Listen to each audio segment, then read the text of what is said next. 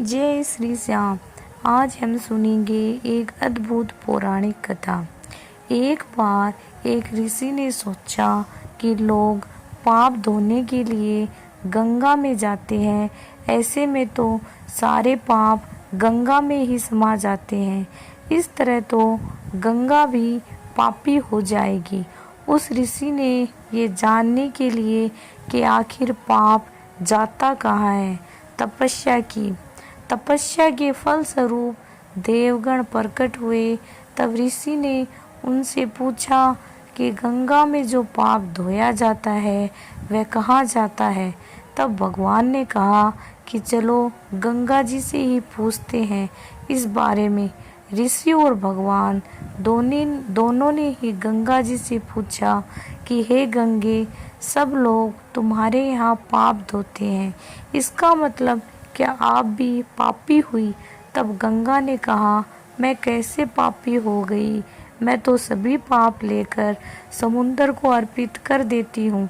इसके बाद ऋषि और भगवान समुद्र के पास गए और उनसे पूछा, हे सागर, गंगा सभी पाप आपको अर्पित कर देती है, तो क्या आप पापी हो गए।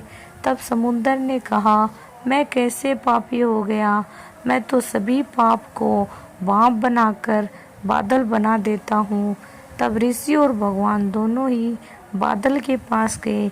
उसने पूछा, हे बादल, समुद्र पापों को भाप बनाकर बादल बना देता है, तो क्या आप पापी हुए। बादलों ने कहा, मैं कैसे पापी हुआ, मैं तो सभी पाप को वापस पानी बना देता हूँ और धरती पर गिरा देता हूँ। इससे ही अन्न उपजता है, इसे ही मानव खाता है। उस अन्न में जो अन्न जिस मानसिक स्थिति से उगाया जाता है और जिस वृत्ति से प्राप्त किया जाता है और जिस मानसिक अवस्था में खाया जाता है, उसी के आधार पर मानव की मानसिकता बनती है। यही कारण है कि कहा जाता है, जैसा खाए अन्न वैसा बनता मन। जिस वृत्ति से अन्न प्राप्त किया जाता है और जिस मानसिक अवस्था में खाया जाता है, वैसा ही विचार मानव का बन जाता है। ऐसे में हमेशा भोजन शांत रहकर ही ग्रहण करना चाहिए। अन्न जिस धन से खरीदा जाए वह धन भी श्रम का होना चाहिए। बोलो जय श्री